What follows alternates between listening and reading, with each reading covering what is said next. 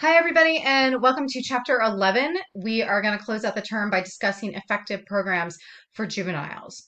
So it's a big misnomer and misapprehension that juveniles will simply outgrow their delinquency, that delinquency is just a side effect of being young, and with age and maturity, it'll go away. That's not the case. So you don't want to wait and see if they'll just age out of it. The statistics tell us that this is false, and therefore, in order to stop delinquency, we need preventative measures. So that brings us to delinquency prevention, right? Which are programs and policies that are meant to prevent juveniles from becoming delinquent. This is what we call proactive, right? We want to interrupt it before it happens rather than reactive, which is responding to it after it happens. So the primary idea there is to occupy their time so they can't engage in misbehavior, right? If they're too busy doing stuff, they're not going to be finding things to do. Those idle hands can't be the devil's playground. Um, and we want to provide education and skills so that they avoid delinquency, so they don't get stuck in that sort of spiral of you're engaging in delinquency, you're not going to school, and then all of a sudden, look at you, you're 18, you have no skills, or you're 17, you have no skills, you drop out, and then you can't earn a livable wage in the workforce. So there are risk factors to delinquency, things that we can identify before delinquency happens that indicate somebody is at high risk of delinquency. Remember, high risk does not mean it's a guarantee just because you're at high risk. Not everybody with these risk factors ends up engaging in delinquent acts, but it is an identifier for kids that might need prevention, and certainly prevention efforts are not harmful. So even if those kids never ended up in delinquency, there's nothing that the prevention attempts are going to do that are going to be harmful. So those risk factors to delinquency are going to be things like child abuse, parental neglect, if a child has ever been victimized in any capacity. Depression is a big one. ADHD is another big one. And you're probably wondering, well, how is that a risk factor for delinquency? It's really hard when kids can't focus. They have a hard time learning, a harder time learning, a harder time sitting still. They get a lot of frustration and negative feedback from the environment, which frustrates them because they can't control the symptoms of their ADHD. It just is what it is. And therefore, it becomes this sort of negative feedback loop. And kids with ADHD will often slide into delinquency out of that frustration. So the age group at which the child is that you're evaluating for prevention is going to dictate what kind of measures will be taken. So, for example, if there's a toddler who's at risk, we're not, we're going to start with things like Head Start programs, preschools, early intervention education, getting them access to early childhood education that they might not otherwise be able to access, and then they start off behind. So that's an example of a very young, sort of prevention measure. Whereas if if we have older kids, we're going to go at a different angle. So mentorship is a big way to prevent delinquency. One of the best programs that's very well known is Big Brothers Big Sisters, where somebody who is a law-abiding citizen who has achieved and accomplished will offer their time and their mentorship to spend time with somebody a child who's at risk, to be a pro-social influence, to give them some positive engagement, to go do activities they might not otherwise get to take part of, and to be somebody who can guide them, somebody who can guide them away from bad behavior, give them good advice, somebody that if they have questions or problems, somebody that they can go to that they otherwise wouldn't have. So mentorship is a big one. School-based and community prevention programs are also really important. And of course, they focus on learning positive peer influences. I mean, this positive peer influence where preventing delinquency is concerned is so important. It's so important. I hate using all the cliches, but they're so true that when we talk about juvenile delinquency, birds of a feather flock together. There is nothing more true for that statement than juvenile delinquency. That truly the bad influence, when your kids start hanging out with the bad influence or a negative peer group, that's when we start seeing the problems. So positive peer influence, and then after school activities to occupy time. The biggest time of day, every day, well, not every day, Monday through Friday, when delinquency occurs is between 3 and 6. And that's because kids are home from school, mom and dad aren't home from work yet. So we have this window of unsupervised time where kids get into trouble. But if we provide them with after school activities where they're A, doing something, B, doing something for social, and C, there is adult supervision, that is an incredibly successful method of prevention of delinquency and interruption. So while all of the prevention efforts Well, kids who, and why this is sort of the culminating issue of the class. Certainly, we are here to look out for kids. We want kids to have a healthy, safe, happy adolescence. And we also want them to learn how to grow up to be a law-abiding, productive member of the community. Kids who engage in delinquency are 3 times more likely to become adult criminals. In fact, childhood delinquency is the best predictor of adult criminality. It's a sad but true reality, not for all, but for most, that if kids engage in delinquency as adolescents, especially if there's no intervention along the way, these are going to be our adult criminals down the road. So, I mean, there's a couple of things here, that the prevention does. I mean, it makes a better childhood, it makes a better citizen, it lowers adult crime. Right, it keeps kids safer, but the lowering of the adult crime is a big one, right? Which ultimately keeps society safer, but it also saves loads and loads and loads of money for the criminal justice system. If we can interrupt and prevent delinquency and stop that behavior before you make it to adulthood and become an adult criminal, all the money that we're saving, all the manpower that we're saving with police making arrests, with courts having court cases, prosecutors having cases, defense attorneys paid for by the state, correctional approaches, probation officers, prison, the money that is saved is catastrophically big.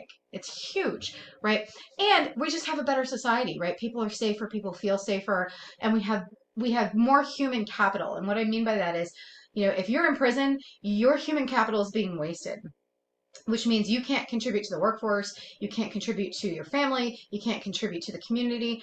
But if you're not in prison, all of your human capital, the work that you do, the money that you make, the taxes that you pay, the money that you pay from the money you make to support local industry, being there to guide and raise your own kids and guide them properly and according to the law, all of that is human capital. But if you have this very high precursor of adult criminality, which is juvenile delinquency, and it goes uninterrupted, we've lost the human capital of that individual. And in many cases, we've lost it almost for life, right? Any sort of lengthy sentence, 20 or 20 plus years, even if you get out someday, those are your human capital years, right? Those are the years where you learn and you acquire and you get work experience, and they're gone. Right. So there are huge, huge, huge benefits to prevention efforts and interruption, and prevention efforts and interrupting delinquency. It's very, very important. So I just want to go over several categories of prevention. So there's the early pre-delinquent intervention and prevention. This is going to target things like pregnant mothers and children in early stages of life and development. So what I mean by that is, when the baby is in utero and developing, it's incredibly important. We have long-term research that says that poor nutrition for a developing fetus, exposure to negative substances like drugs, alcohol, cleaning chemicals, smoking cigarettes, all of these things have long-term impacts on the baby and the subsequent child, all the way to developing ADHD, which we know is a risk factor for juvenile delinquency, to developing learning disabilities, to just a myriad of things that will present themselves as risk factors once the baby is born throughout their adolescence. So it's super, super important that pregnant mothers get proper nutrition, they get prenatal vitamins, they get proper care, because they are literally growing a human, right? And that's no small feat. And so it requires a lot of ingredients, so to speak, to create a healthy, happy, functional human that isn't born at risk for delinquency. It's also going to target children who are, babies, toddlers, making sure that we're providing proper nutrition, because it's super important when kids are growing. If you have poor nutrition, you're not going to have brain development and brain growth that could be as optimal as it will be. If you don't have proper medical care, that's another prevention effort, making sure that if there are problems, they're identified and they're treated to make sure the child can continue to grow uninterrupted without these risk factors. And then providing parenting classes. It's the most bizarre thing in the world if you think about that. You can't get a job with a sustainable wage without going through some kind of instruction, whether it's a trade, vocational training, or going to college or what have you. But you can have a baby and you have a baby and they hand it to you after a few days in the hospital and you're like, see you later, right? There's no instruction, there's no classes, there's no handbook, right? And it's not intuitive to every single parent. What is to be done, what isn't to be done, what should be done, what shouldn't be done. So parenting classes are also a really great form of early intervention, literally teaching people how to parent, because not everybody knows right out the door. Okay, diversion. That's going to be for first-time offenders. We've talked about this, right? We want to divert them away from the formal court processing system, largely because once you make it into that formal juvenile court, it means things are already really bad, right? So we want to do as much diversion as necessary, get them as much therapy, drug treatment, etc., to alter and correct poor behaviors, poor decision making. And then there's other methods. And when I say other methods, this is a huge category, right? This could be school-based programs. This could be community-based programs. So there are community-based programs, for example, like Hands Without Guns program, which is a public health campaign that teaches kids about youth and gun violence and how to stay away from violence and to initiate violence prevention, firearms violence prevention in their community. They have youth town hall meetings where adults and youth will come together to discuss the problem of firearms initiated crime or firearms driven crime of all ages, including among adolescents. There are job service programs. And so Job Corps is a great example where this is a residential program for disadvantaged teens, teens who are at risk, teens who come from a home, a family with less resources, and they will go there, they will live while they are provided trade skills or vocational skills so they can get a sustainable job with a livable wage. There's recreational and time occupying programs. So these are going to be your after school programs, right? Which lots of us have participated in, whether it's going to be sports or band or drama or whatever. There's oversight, and the juveniles are busy engaging in something pro-social. Okay, and finally, programs that are focused specifically on status offenders. Status offenders are kids who are breaking the law and they're getting in like the lower level of trouble. And we definitely want to intervene before they escalate, right? Is it the end of the world that they're vaping or they're drinking underage? It's not the end of the world, but it is against the law. It is dangerous. They are too young to manage it and to understand the long-term health effects to make proper decisions about what they want to engage in versus what they shouldn't engage in. Um, but it's also sort of the gateway to other forms of delinquency, and we want to close that gateway, right? We want to close that door before they leave the breaking curfew and the drinking. We want to close that door. Here's another cliche, but man, is it true? Nothing good happens after 10 o'clock, especially if you're underage, right? So breaking curfew doesn't sound like a big deal, but you have to remember, what are they doing when they're breaking curfew? Nothing good, right? So we want to close that door. So we have specific programs for status offenders. We also have holistic approaches. So this is going to treat more than just the juvenile. This is where we're going to pull the family into treatment as well. Because we know that delinquency doesn't happen in a vacuum. We know that delinquency is something that is often the root of the problem starts in the home with abuse or neglect or what have you, or parents who don't know how to parent properly. So we bring the family together and we treat it as a holistic unit about, okay, hey, juvenile, this is what you should and should not be doing, and this is why. And mom and dad, here's what you could do better to support your child in their pursuit. Or maybe this is a practice that you want to rethink and stop doing because it's not working. Let's try something else. So that's a holistic approach. FAST is Families and Schools Together. This is a program that tries to enhance juvenile interactions with families, peers, teachers, and members of the community. So this is done with a focus on strengthening the bond between parent and child. Okay, it's pretty much a no-brainer there. It makes the parents get more involved in the schooling process, to be aware of what's going on day to day at school with their kid. Most parents, believe it or not, don't know, right? And kids aren't exactly forthcoming when they come home with, here's what happened today, and here's what bothered me, or here's where I struggled, or here's where whatever. So getting them involved in the schooling parent process, preventing substance abuse, both in the juvenile and in the family environment. And then linking families with appropriate social services so that if there are needs that aren't being met, they can get those needs met, whether it's economic needs, whether it's food needs, shelter needs, help with the utilities, to get those basic needs met. So there's not that level of deprivation and stress on the child that contributes to the acting out. I feel like at this point we've talked diversion programs to death, but it's a huge part of juvenile justice, so I'm going to talk about it some more. But these are programs, like we know, to prevent correct behavior and prevent future misbehavior in exchange for not being entered into the formal court system, right?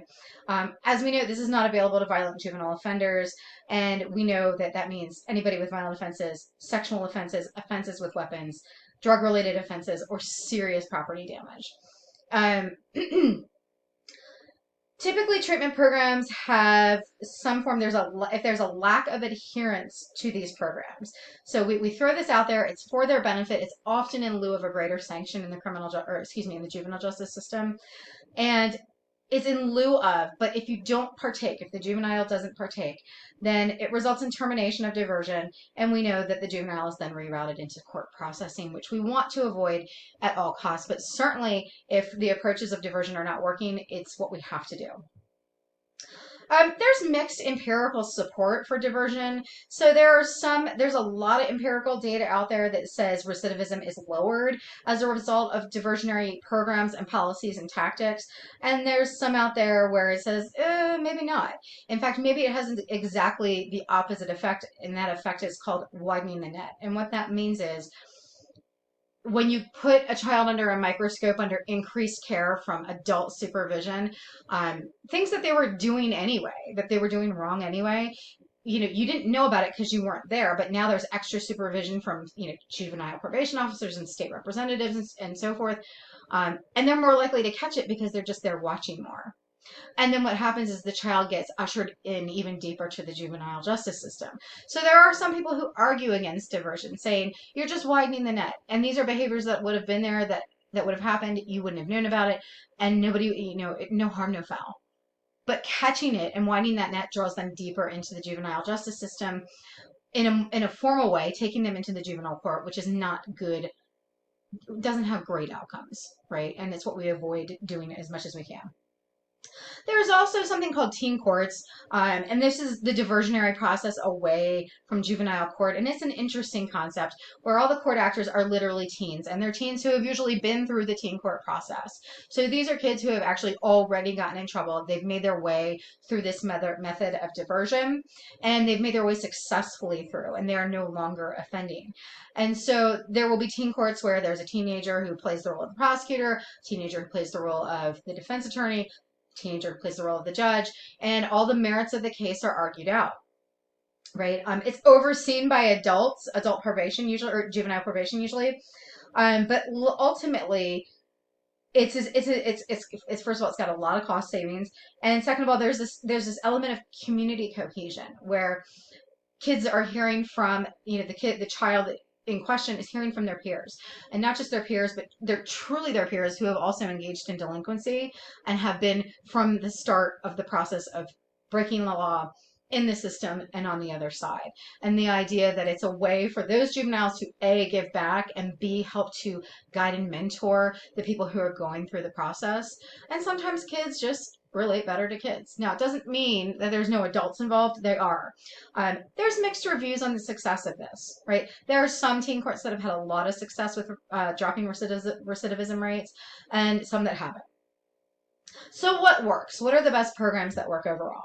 So the following, I'm just going to rattle off a list. These are the ones that have really seen success in minimizing recidivism, meaning that the child goes through the diversionary process, or the combination of the child and the family partake in the diversionary process, and subsequently afterwards, their offending drops. So holistic approaches that, pulling in the family, family and treating the family of the child together has been successful. Parental involvement is huge. It's huge. It's huge. It's huge. When parents are absent or when parents don't care, kids get in trouble, right? If a parent cares enough to be there for the diversionary process and to learn a few things about parenting on the way, to make themselves a better parent, to raise a better child, we usually see success. Capable adults running the programs. That's important. People who literally want to be in the juvenile justice system, who are there to make a difference, not just people collecting a paycheck, but people who are committed to making a difference and helping kids better their lives. We see success where capable adults are present. We see failure where it's just people collecting paychecks. Quality implementation of programs.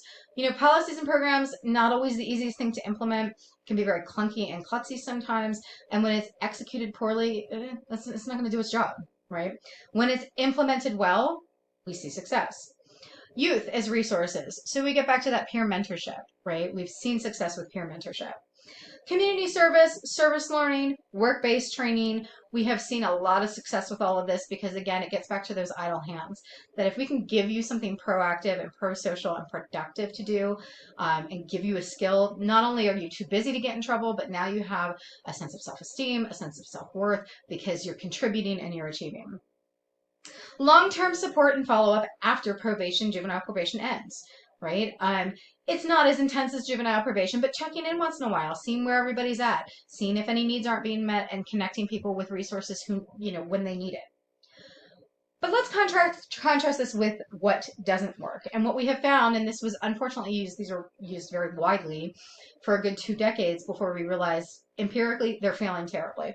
And we've talked about that. That's going to be your Scared Straight programs and your juvenile boot camp programs. And Scared Straight, just to clarify, is where, we'll take an adolescent and a group of adolescents who have broken the law and we'll send them into prisons with safety adults there and model ideal inmates who are serving terms who they behave, they don't have infractions, they're not violent. We'll meet with these kids and scream at them about how terrible life in prison is and why you don't want to come here, and you think you're tough, you're not tough, you couldn't stand prison. It sounded like a good idea in theory, but we've never seen recidivism drop afterwards. You can see they used to have TV shows that would cover this, doing it live.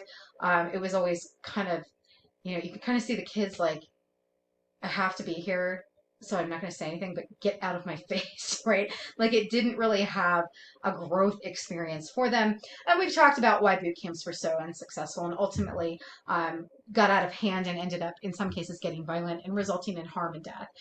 So those certainly don't work. And we've largely abandoned them as policy, prevention, and intervention as a result.